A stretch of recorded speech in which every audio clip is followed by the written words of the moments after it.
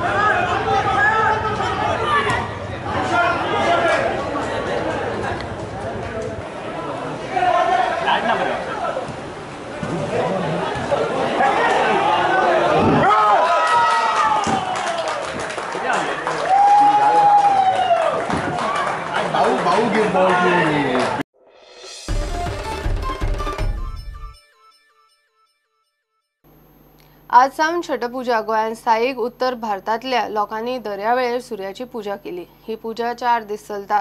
पूजे उपरांत सवाशीण बायलो तांचो उपास सोडटात। सूर्योदय आनी सूर्यास्त दर्यावेळेर सूर्यदर्शन आनी अर्घी दिवन पूजा जाता। सध्या 2 दीस परतीच्या पावसाचे दमळ आनी पावसाळे आशिल्ल्यान लोकांक सूर्यदर्शनाक आडमेळी आयली। पळयात गोंयची छठपूजा।